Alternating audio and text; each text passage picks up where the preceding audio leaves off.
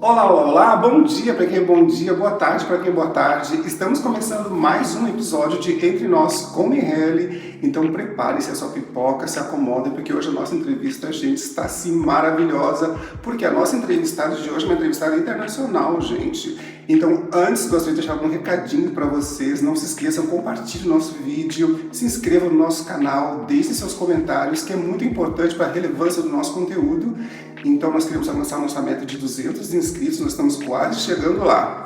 Então, recado dado, vamos conversar com a minha convidada de hoje, gente, porque ela é uma canadense, então ela não fala português, nós vamos fazer a nossa entrevista em inglês para vocês, então não se preocupem, nós vamos colocar aí os títulos embaixo para que vocês possam acompanhar a tradução dessa entrevista, tá bom? E a minha convidada de hoje, gente, ela é a Annabelle. How are you, Annabelle? I'm good, Mirelli. Thank you for having me today. I'm honored. Oh, thank you. I'm so happy for you accepted my invitation to come here to talk with my podcast. So we have a lot of stuff to talk to you today. Yeah. How are you feeling today? I feel happy. I feel grateful. I'm going to go on holiday after this. I'm with my new fiancé. Wow. So I'm feeling really good. Thank you. So let our followers know about you a little bit more. Where are you from? So I grew up in Canada, but I grew up in the absolute north of Canada, in northern Alberta. So just to give you an idea, I know that Brazil is also a very big country, so people can understand how big the distances are, but the region where I grew up is about twice the size of France, where you live, Mirelli. But there was roughly about 3 million people at the time when I grew up. So I grew up in a town of about 2,000 people, and to go to the supermarket, like we had a small little convenience market in the town, but the nearest big supermarket was 300 kilometers away. Oh my gosh. And it's very cold, winter is very long, people work in the oil field, and it could be minus 40, minus 45 degrees in the winter. So really a harsh environment. I grew up Mòrmon, oldest of 10 kids. I know about that. Yeah. So, and how long have you been here in Paris, in France? A long time. Paris time. is my home now. I've been here for roughly about 20 years. 20 years. 20 years I've been here. And when you decided to move from Canada to Paris, why Paris? But first of all, Paris, I mean, you Yes. You left everything to move to Paris, so you understand. Mirelli felt the call of Paris and she came, but Exactly. why Paris? Because basically from the moment that I can remember starting to think about my future, I feel like you truly become an adolescent when you start thinking about your future, And as a child, I was just a Mòrmon child, but when I started to think about my future, I always wanted a career.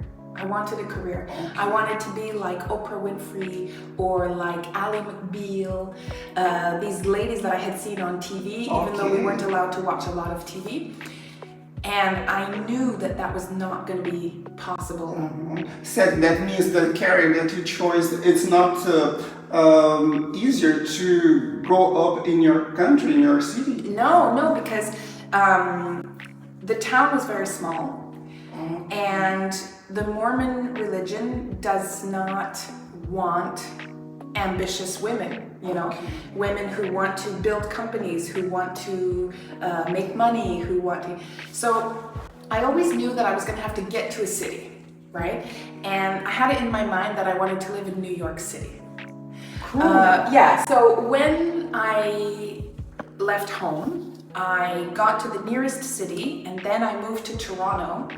And I actually wanted to move to New York, but I didn't have an apartment, I didn't have any money, I didn't have any way to get to New York.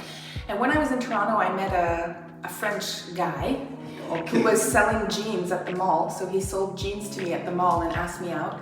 And we had a relationship, and he said, come to Paris. And I thought, okay, why not? Great. So that is an amazing experience for you to come to Paris. Yeah, I've never looked back. I mean, Paris is, as it's an international city, like Paris, London, New York, but it's so beautiful. And once you learn to speak French, which is hard, it was hard. Because I know in Canada they speak French and English. Yeah, but so Is different? Yeah, it's totally different because my mom is actually a Quebecois lady. She's a francophone lady, but in Canada there's like a rivalry between the francophones and the anglophones, you know? Like in Belgium, there's a rivalry between the Flemish and the French, and it's the same. And so my mom married my dad, who was like a cowboy, basically, and she never spoke French with any of us. So I learned to speak French here in France, and I'm the only child. You learned French here in France? Yes, even though my mom is francophone, I learned French here. And there's a difference in the accent. You know, like how Portuguese in Portugal, it sounds very different than Portuguese in Brazil. You know, that it's kind of the same. The French in Canada sounds very different from the French in France. So when I speak French, j'ai un accent français. And so I'm the only one of the 10 children to speak French, but French. In your opinion, what is the most different aspect cultural from France and Canada? What's the difference? Can you tell us something that you feel, wow, here's it's totally different from my country? So for me, there's quite a few differences. I would say the first is the stereotypes are true. French and specifically Parisian people are refined. They have cultural knowledge. They have good taste. They have very fine food. They have savoir-faire. You know, savoir-faire, as we say, this art of practicing pastry or cheese making or wine making, like all of these arts that French people know how to do. We don't have that in Canada. For me, the difference is that France is the old world. You know, it's Europe that has been around for. There was a Renaissance in Europe. There was medieval times in Europe. You know, sometimes you can have wine in France and you realize that they've been making this wine for 1,000 years. There is no 1,000 years in Canada. Like in Canada, if you go to a very old church, it was built in 1905. You know, in France, a very old church was built in 850. Like the Notre Dame, you know. So that was the first thing. The second thing is I realized how huge everything is in Canada. Like in France, when I lived in Canada, we would drive to my grandmother's house across the country, and it was like 4,000, 5,000 kilometer drive. Here, everything's close. Everything's close. Yeah. And in France, if you drive 4,000 kilometers, like you'll be in Greece. You know, like you cross all of Europe in a totally different country. You know, so that was really cool. And also another thing too that was like such a cultural difference for me was I grew up Mòrmon. You know, and I know that you have experience with that too. Yes, we will talk more about that later in our interview because we have something in common. She was Mòrmon and me too. So we'll talk about that a little bit. Yeah, and so in France, I met, the majority of people that I met don't believe in God, don't go to church. They value science because university is free here in France. The people I met, they had master's degrees, PhDs, you know, and this was the first time that I had interacted with people like this, and this was also a huge difference for me that I enjoyed. And when you left Canada, you brought your whole family to you because you have a child. No, not at all. So I left Canada when I was, let's see. Oh yeah, because you got married here in France. 23 years old. Yeah, I was 23 years old.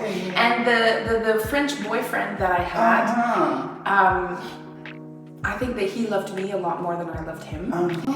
And so we didn't stay together that long. But I came here in France and got my working papers, but before I got my working papers, I needed to make money. And so I worked in a restaurant for cash. Really? Yeah, I did. This is happen with everybody when you start working when you're young. Yeah. Usually you start in the restaurant or magazines or something like that. Yeah, and so I I worked in this restaurant, and then I got my working papers, and I hated working in a French restaurant. So this is something that's very different. The French restaurant culture and the French kitchen. The French kitchen is like the military. It's like the, oh my God, yeah, it's the military. And everywhere you go in the world, how to run a kitchen is based on the French kitchen. You know, the chef, oui chef, entendu chef, you know, like tout. It's very, very military and very hard. And I think it's a little bit stressful. Big time, hugely stressful.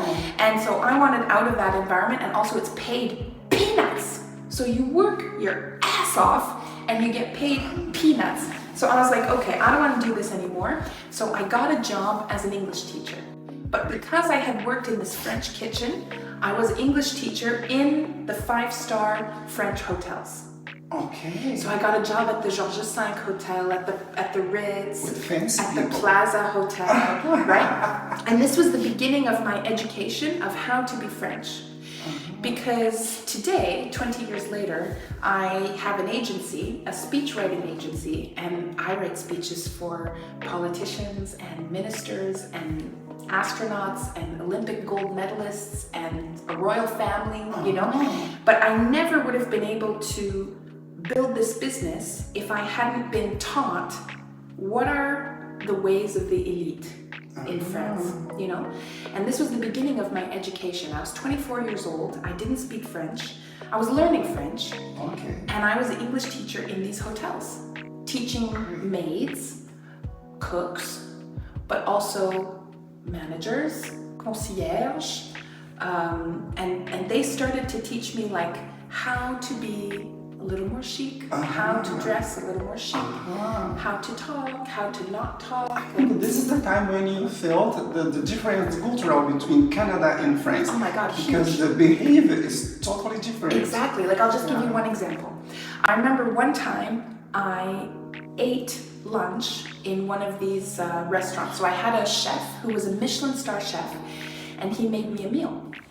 And the first thing I did was take some of the bread and put some butter on the bread, but the bread was so delicious and the butter was so delicious, better than any bread or any butter I'd ever tasted, that I was eating like a huge piece like this because it was so good. I wanted to eat a lot. And he just looked at me like I was a giraffe, like I was an alien or something. Like he just looked at me like this. He was like, oh my God. You know, and so he sort of knew a bit of my story. And so he said to me, like with kindness, he said, Annabelle, this is not how we eat with bread in France. And I was embarrassed. He said, don't be embarrassed. It's okay. It's because you don't know. You don't know. He said, but in France, everything is delicious. And if you eat a lot of it, he's like, do you see any fat Parisian ladies? I said, well, no, actually, they're all very thin and beautiful. He's like, yes. He said, because everything is delicious, you only need a little. Yes, I realized that because here in Paris or in France, all the people they will eat small portions. Yeah. And this is it. Yeah. And so, oh, okay. And it's true that, and he said, and if you only eat a little, he's like, then you savor every bite. I thought, oh, okay, that's good to know. God, I think this is a very exciting experience. Yeah. But tell me about your children. Your children was born here in France then. Yes. So they are French and they know the culture. Yeah. They have the habit too. Yeah. So they're totally bilingual, totally bicultural. So my boyfriend, when I first moved here to France, we broke up. He was not the one for me. Okay. We broke up. And then I stopped being an English teacher and I got a job in politics. So because I was a writer, because I could teach people well, because I understood French business culture and because I was a native English speaker, I got a job as a speechwriter in a political firm. And that was a very tough experience because the guy who ran the firm was a predator. He was a sexual predator, yeah, and he had victimized many women before I arrived there, and same thing happened to me. So until that happened, I had a very good job you know, and I had doubled my salary, and this is where I started to really have these very high important contacts in Paris, senators, mayors, businessmen, businesswomen, high-powered bankers, ministers, right? And then when I had this experience, when this man did this to me, like he had done to dozens of other women, I stopped and I started my own firm.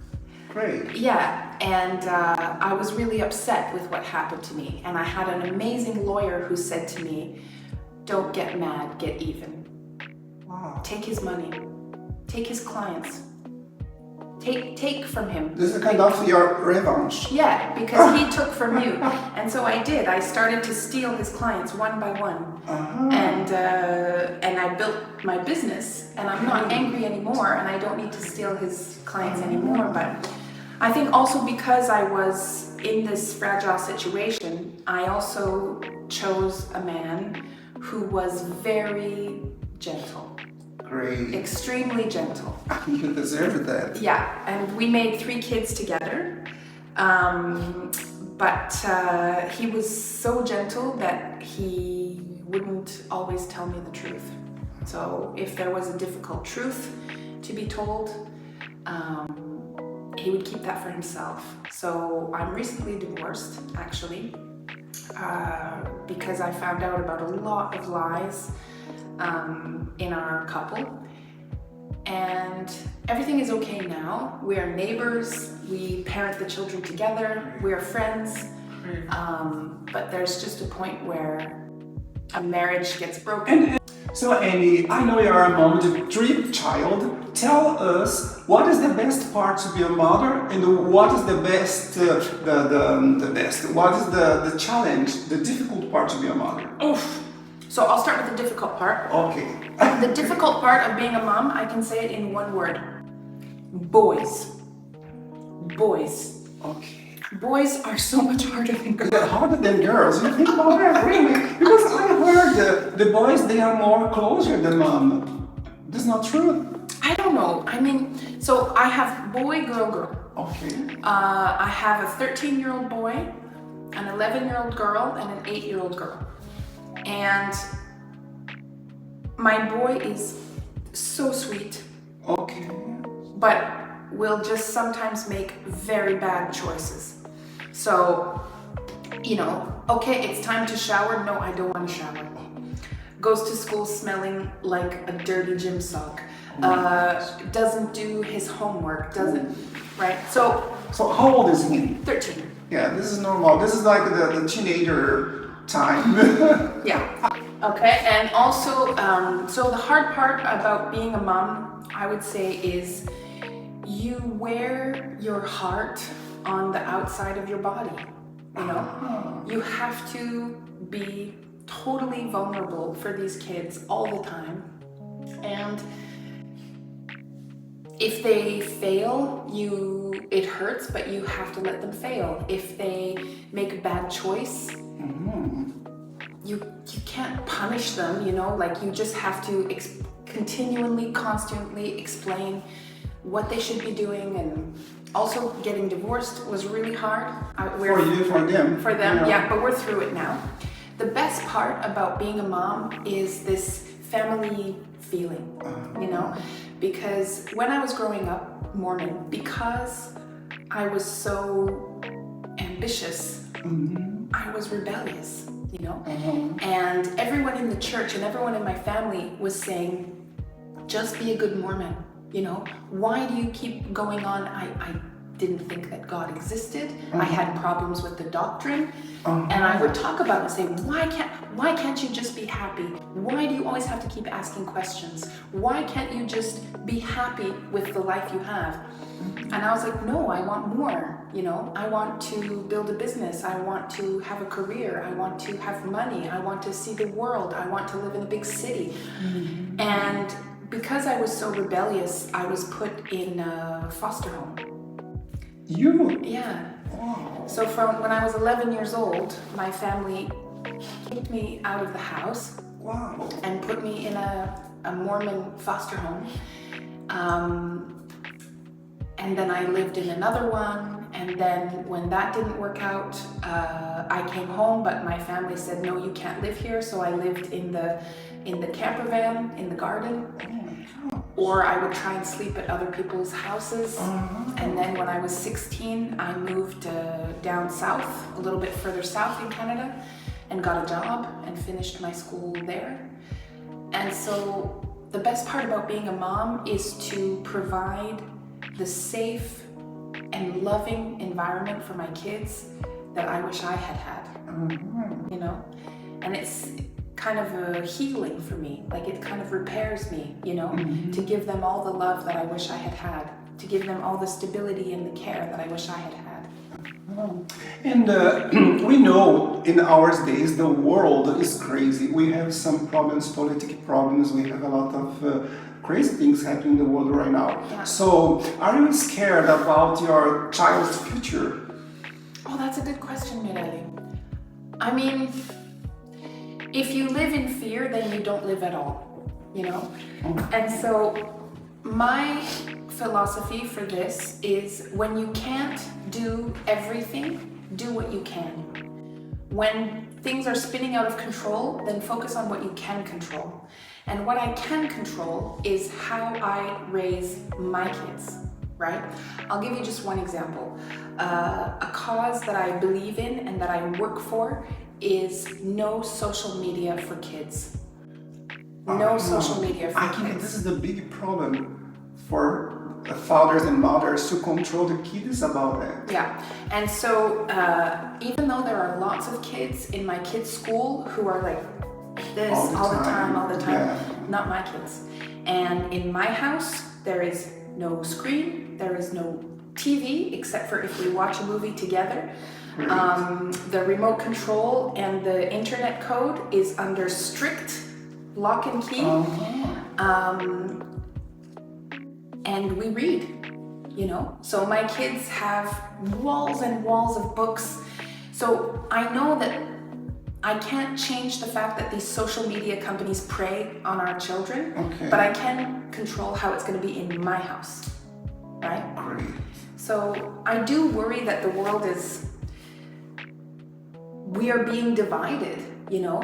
There are democracies that are crumbling around the world, but at the same time, if there's a hope to change it, it's going to come from kids who have principles, who have morals, who are able to critically think, who are well-read, well-educated, and that's what we strive for in our house. Great, and I think you are doing that the grateful way. To try to educate your children, and the reality, what happened in the world, is not like a fantasy world. No. Yeah. It's amazing. Gente, vocês estão gostando da entrevista aqui com a nossa convidada de hoje? Gente, ela é maravilhosa, eu estou aprendendo muito aqui com ela, como ser, não sou mãe, mas as nossas mães que estão ouvindo em casa e que estão conseguindo acompanhar o que ela está falando, a importância de ser mãe, né? Então é incrível, gente, é incrível o que ela está falando.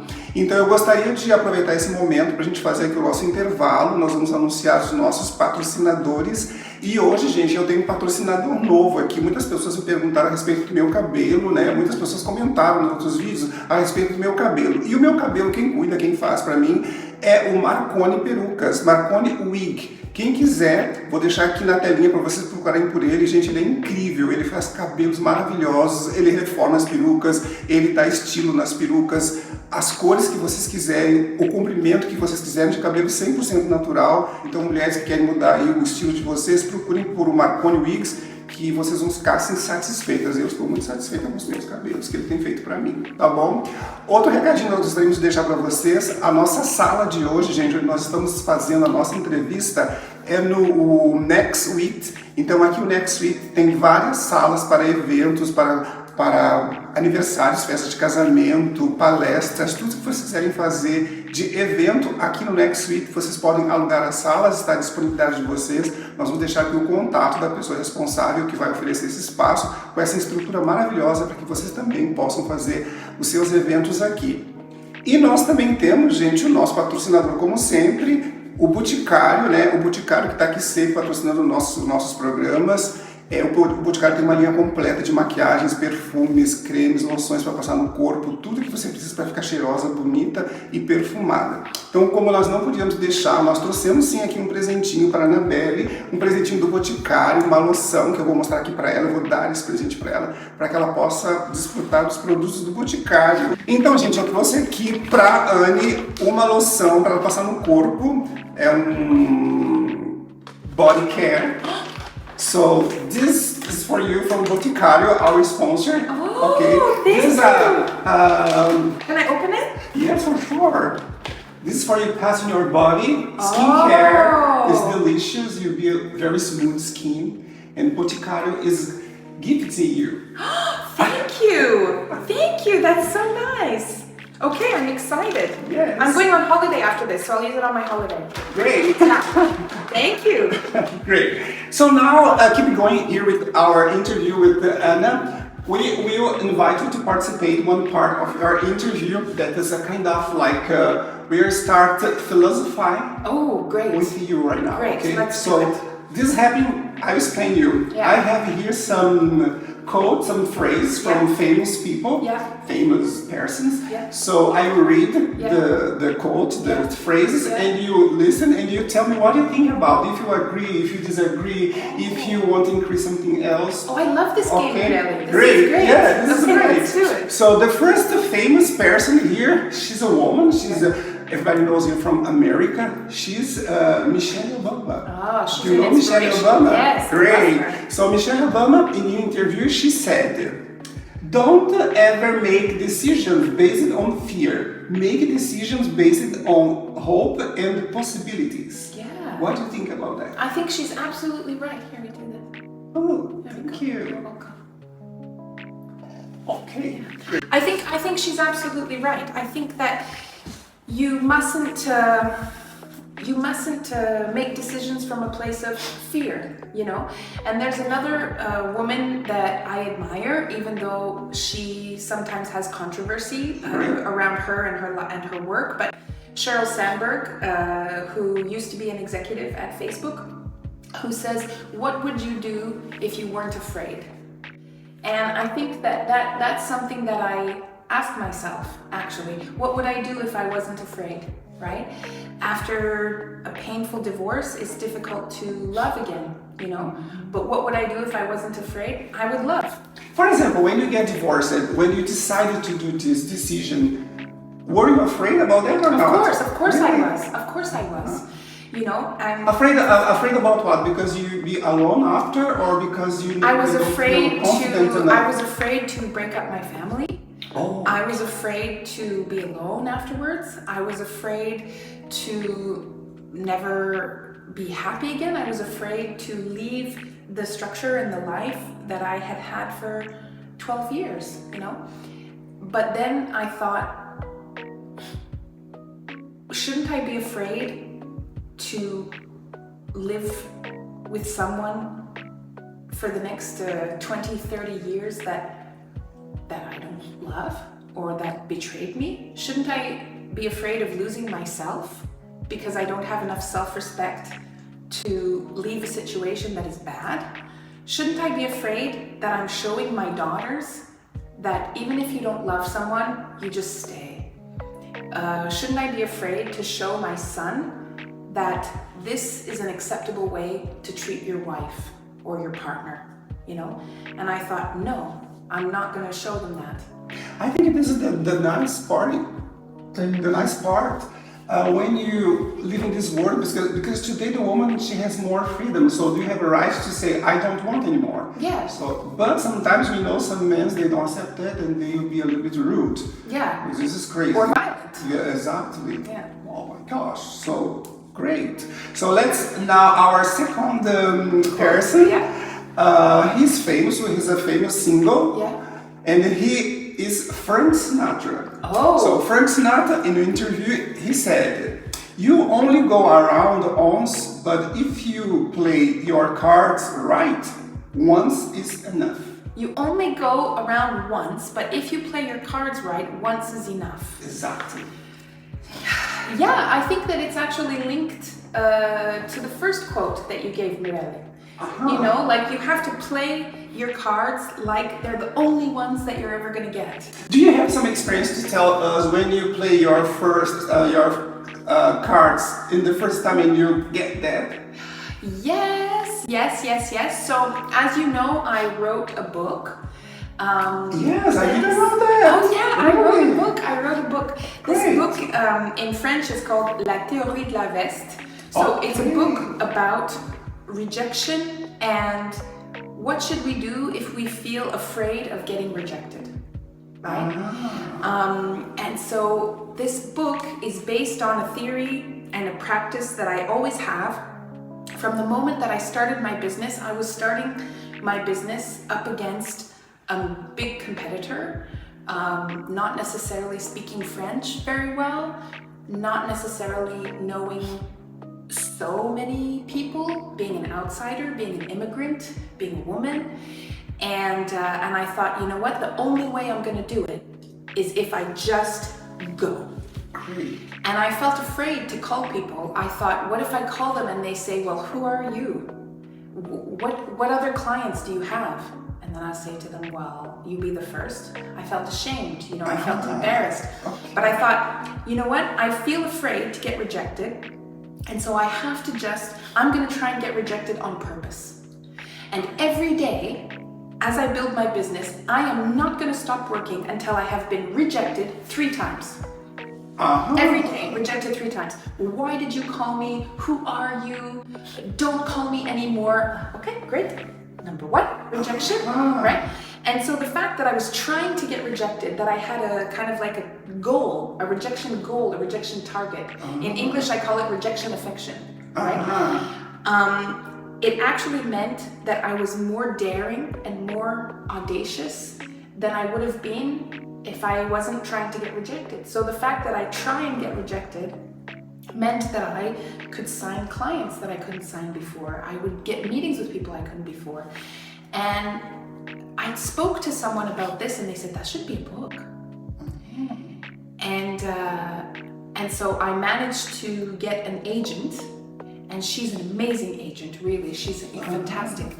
And I published this book called Rejection Affection in France, in Canada. Great. So the people that want to buy it's only in French. Okay, but this is in the Amazon. Yeah, everywhere. Amazon, wherever you get books. And so this is an example of just do it. Just play your cards. You know, I think that people rarely regret what they do. We always regret what we didn't do. Exactly. You know, and if you make a mistake, a lot of the time it can be undone. There's only death that cannot be undone. You know, a lot of the time if we make a mistake, we can undo it. And so it's better to just play your cards, like he says, for example. Yeah, believe in yourself, believe in your potential. Yeah. Yeah. So the way is not easy for anyone. No. So I want to talk about a little bit now. I know you did some musical production. Yes. Tell us a little bit about because guys, she's a producer. She made a show that I was there. I participated. I was amazing there, and she gave me this opportunity. So tell a little bit more about your project. What you did already from musical and everything. So from the very young age, I always loved musicals. I think that a musical comedy, a musical on stage, is just the most pure expression of joy and happiness. It's everything that I love. It's music and dancing and storytelling and costume and when just before my divorce, I was very unhappy. You know, I was very unhappy, and I was in a marriage where I was alone. I was alone in my marriage, and I felt so sad. And I thought, what can I do to feel happy again? You know, and so I decided to produce the local musical comedy. Great. And so I produced a production of The Sound of Music. You know The Sound of Music? Sound of Music? A dear, a fee. Oh, okay. Oh, yeah, I know. Okay. and you know it, and it was a huge success. It was a raging success. It was so great. I sewed 52 costumes. I put together an entire orchestra. It was a success. And I felt so much joy from doing that I decided to put together my own organization to put on musical comedy. But just after this great event that we did together, Mirelli, I discovered a lot of lies and things that were not true in my relationship. And for anyone who has ever been divorced, you know that getting divorced takes everything from you. It takes up all of your energy, all of your time, a lot of your money. So for the moment, my musical comedy association is on hold, but I'm writing a second book. Wow, it's amazing! And hopefully the sale of this second book will help me rebuild a little bit. Can you talk a little bit more about what you thought Sure. the next So the second book is called A Mòrmon in Paris. Mòrmon in Paris? Yes. Wow. So it's like Emily in Paris, but like Mòrmon. So it's A Mòrmon in Paris, and it talks about how I grew up, my Mòrmon upbringing, and how I built my business here in Paris. Great! So about musical, you don't have any project for this year, 2015? On pause for the moment. Okay. But it's still my passion. But it's hard to take care of your passion when you're in a crisis. I know. Yeah. So we are talking about all the time in our interview about the Mòrmon church. I want to share my experience with you a little bit, guys. But you can share it in Portuguese. Yes, why not? Yeah, go on. I sort of understand. Really? Hablas español. Ok. Yeah. Então, gente, eu estava conversando com ela porque a Annabelle, ela nasceu na igreja, a família dela é toda mórmon, ela se criou na igreja e ela não teve uma experiência lá muito positiva dentro da igreja. Eu acredito que para uma criança que nasce numa família mórmon é um pouco complicado porque você vive naquele universo muito fechado, então você não tem assim, uma visão mais ampla das coisas. Porque quando você é criança, você é doutrinado aprendendo uma única visão de vida, de espiritualidade, de religião. Então é diferente de uma pessoa que se filia à igreja quando ela é adulta, que foi o meu caso. Quando eu conheci a igreja, eu já era adulto, eu tinha 20 e poucos anos. Eu tive a oportunidade de conhecer através dos missionários, eu achei muito interessante a doutrina, a princípio que eles estavam ensinando. E eu tive uma vontade muito grande de fazer uma missão. Eu fiz uma missão, foi maravilhoso, foi uma experiência incrível, eu pude conhecer pessoas maravilhosas, eu pude servir muito as pessoas. E quando eu voltei para casa, né, começou o problema, entre aspas, porque eu sempre soube da minha sexualidade. E eu sei que a igreja tem restrições com relação a isso. E ao mesmo tempo que eu estava lá, parecia assim que aquela felicidade que eles pregam para as famílias serem eternas, parecia que aquilo nunca era para mim, porque como eu nunca me casaria com uma mulher, porque eu não iria me enganar a mim mesmo, a impressão que eu tinha é que aquela felicidade estava muito distante de mim, né? Então aquilo começou meio que me desanimar, eu me questionava muito, eu sofria muito, porque eu estava podando quem eu era de verdade, a minha essência, né? Então chegou um momento que eu decidi sair, decidi me afastar, por vários motivos. Primeiro foi esse motivo, né, da minha sexualidade, que eu pude, enquanto eu estivesse lá, eu não poderia viver da forma como eu realmente gostaria de viver, e isso estava me deixando infeliz. E ao mesmo tempo eu estava começando a descobrir certas doutrinas da igreja que estavam me deixando um pouco confuso. E quando eu comecei a estudar a fundo, quando eu comecei a buscar realmente coisas a respeito da igreja, eu descobri coisas que na realidade não é real. É uma ilusão, as pessoas vivem dentro de um cercado, como ela vivia, e a gente fica naquilo ali e você não progride. Então eu acredito assim que a igreja me ajudou muito. Eu vejo a igreja como uma criança, eu me via como uma criança que quando você está aprendendo a andar, você precisa daquele carrinho que você precisa andar. Quando a criança ela aprende a andar por ela mesma, ela não precisa mais daquele carrinho porque ela vai andar com as próprias pernas. Foi o que aconteceu comigo dentro da igreja. O período que eu estive lá foi maravilhoso, eu precisava desse carrinho para andar. Quando eu comecei a andar com as minhas próprias pernas e comecei a ver a vida como ela realmente é, a igreja não foi mais necessária na minha vida.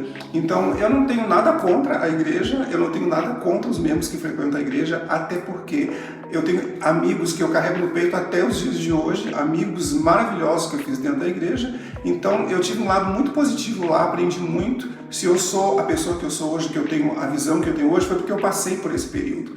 Então, foi maravilhoso nesse aspecto. So, I don't think so. If the same experience with Annabelle, we can share a little bit about the doctrine. What do you think about the doctrine in the church? This is something that you disagree, you don't agree. For example, you believe in God or not? Not anymore. Not anymore, because I think I understood what you said, that in the Mormon church we can meet some amazing people. Yes. Some kind people. Exactly. I have a lot of friends over there. Yeah. I don't regret for that. Yeah, me too. And that's what makes it so hard to leave, you know? The same feeling that I had when I was getting divorced was the same feeling that I had when I was leaving the Mormon church. Because since there's such a closed religion, when you leave the Mormon church, because you see that the doctrine is false, you don't have to study it for very long to see that it's false. It's made up. It's made up by a man who wanted to be a god, who wanted to be more important than he was in the world, who wanted to have several wives. The way that I see the church today, for me the church is a kind of a huge company, very well administrated. Yeah. Is it? It is a huge company, Mirelli, and you know. But it's not anything like special, spiritual. The prophet they talk with God. I don't think so. No. You know, I think that like any other kind of religion, it's about control, and I could feel that I did not want to be controlled from the time that I was 11 years old. You know, I was 11 years old and I said, I want to move to New York. No, Annabelle, that the church is not strong there, so you don't go there. This is a sinful place. I think this is the difference when you was born inside the church and we knows the church after. In my case, because before I knows the church, I knew another religions. Yeah. So, but you was born inside the church. Yeah. So this is the one thing that you saw in your life. Yeah. So I think for it, it's harder to leave. Of course, you leave everything. Yeah, you leave your family, you leave your culture, you leave your friends, you leave, you know, when we go to church, we go to church so much. Like we would go to church for 3 hours on Sunday, and then for the rest of the day, you're not allowed to do anything but be with your family, study the scriptures, study the Book of Mòrmon, and pray. You're not allowed to shop, you're not allowed to go out, you're not allowed to do sport, you're not allowed, right? And then we would have personal prayer in the morning, then prayer for breakfast before we eat, then family prayer before we go to school, then family prayer, bless the food when we come home and have dinner, then family scripture study, family prayer before we go to bed, personal prayer before you go to bed. Yeah. Like the only it's a total control, and we stay inside the fence. Exactly, stay inside the fence. That's exactly it. And when I started to examine the doctrine for myself, you know, I was like, what? Like, what? This is not... You started to realize something wrong. Yeah, but the same feeling that I had when I was getting divorced, you have to break up your family. You have to be an unpleasant person, you know? You have to be the problem maker. You have to leave everything that you've ever known, right? So now we start coming to the end of our interview, because our time is short. I would like to stay with you for a long time because we have a lot of stuff to talk about. But now you told me you don't believe in God. And connection our conversation today or yesterday, I saw the ex-president Barack Obama.